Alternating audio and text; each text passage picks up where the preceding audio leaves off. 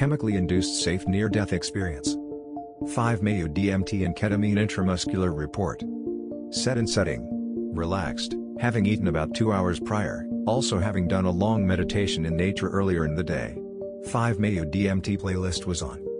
Dose: 4 mg of 5-MeO-DMT HCl intramuscularly plus 50 mg of ketamine intramuscularly. I had prepared a sterile vial with 200 mg of 5-MeO-DMT and 20 ml of bacteriostatic water run through a micron filter, resulting in a concentration of 10 mg to milliliters. I had also acquired a pharmaceutical vial of anesket ketamine which had a concentration of 50 mg to milliliters.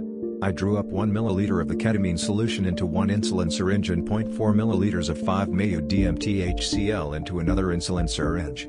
I planned to inject the ketamine syringe first since it was a larger volume to inject and would give me enough time to inject the syringe containing the 5-MeO-DMT. I wanted to have this experience because I have long been curious about the synergy between tryptamines and dissociatives, particularly ketamine and 5-MeO-DMT. I had also been curious about 4-ACO-DMT and D-schloroketamine, but that may be for another time. I felt like this combination of medicines taken in an intentional, healing context might allow me to touch the very core of my being and know deeper the concept of self-love. I had participated in 2 ayahuasca ceremonies a week prior, and what came out of those ceremonies was a need to love myself ever more deeply. In my internal process I reflected on this concept but found that I did not know what it truly felt like to love myself and to engage in that practice over a longer period of time. It was in light of this that I decided to undertake this experience, which would prove to be one of the most powerful experiences of my life. After thanking the medicine for arriving in my life and giving me the opportunity for awakening and wellness, I injected the syringe containing the 50 mg of ketamine into my left thigh at a slow rate. It perhaps took about 30 seconds to complete the injection. I then injected the second syringe containing the 5-MeO-DMT into my right thigh at the same rate. I turned on my 5-MeO-DMT playlist, which started with Adgu Re Nami by Jai Jagdish. I laid down and turned my focus within into my breathing. Within the first 5 minutes, I began to recognize the initial effects of ketamine as well as 5-MeO-DMT, as if they were starting at opposite ends. The white static vibration ketamine seemed to be coming from the left, while the smooth wave-like vibration of 5-MeO-DMT seemed to be coming from the right, merging together like water filling all the gaps in a Tetris game. The moment of union was incredible to behold. Each breath that I took brought me deeper and deeper into relaxed ecstasy, with absolutely no worries or cares. Just letting go deeper and deeper into the bliss that was flowing down from my head into the rest of my body. This feeling continued to grow until I felt like I might purge. Somehow I managed to get up, walk, waddle, across the room, grab the trash can, and bring it back to my bed where I sat next to it anticipating a release. Instead, the release transformed from a nauseous feeling to tears and sadness in my heart that was gradually releasing. All the time of self-neglect, all the self-loathing for no real reason. All the time of not knowing my value. I let it all go. As I did this, I began to realize how completely out of it I was. I didn't remember where I was or what I had taken. I didn't even fully associate with my body. The level of dissociation was much more intense than single doses of 4 mg of 5-MeO-DMT or 50 mg of ketamine alone. There was a part of me that began to feel some concern. I was reaching the peak, though I didn't know this at the time, and at this point, all things merged into one. I was the wall, I was my mother, I was my father, I was the air, I was the water, I was the cosmos, I was spirit. At this point I thought that I had died. This was a new kind of ego death for me, because rather than feeling like I was going to die, I just felt like I had already died but my spirit was still hanging in my body. At this point I felt like just a small breeze would have blown me straight out. There was a moment where I began thinking that this was it. That I had done everything I came to this life to do. That I had already left my mark on people's hearts and that by my death that message would be magnified. I really began thinking that it was my time. I was fascinated by how easy that felt, to just slip out of my body. Dead and still living relatives appeared in the room. I could both see and feel them welcoming me into the afterlife. Just being present with me. But then I reminded myself that this was the life I had chosen, this was the body I had chosen at this moment out of all the quintillion possibilities. I made the choice that I would keep breathing. I would fight to stay. And with that decision I realized that I had full control over the energy that I had come to know was me, that was like water inside the vessel of my body.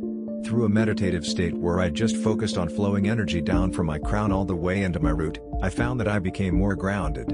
I felt peace once again knowing I would be staying.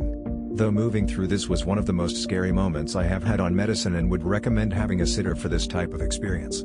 After that moment, I felt like I unlocked all genetic memory contained in my body. The rush of information was powerful, intense, and beautiful all at once.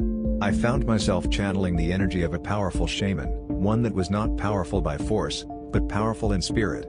I was shown how I carry this power within me, but that I have been afraid to use it. And that was part of the reason why I thought so poorly of myself. Breathing deep into that, I felt the magic power that I possessed, power I had come into contact with before, but not in such a direct experience kind of way. I could feel the flow of all events, of all realities coalescing into one big flow that I was witness to. Feeling deep within me, I came to know my deepest nature, that of love. Feeling my heart burst open, I could remember the echo of the words I had spoken at the beginning of the experience, to love myself.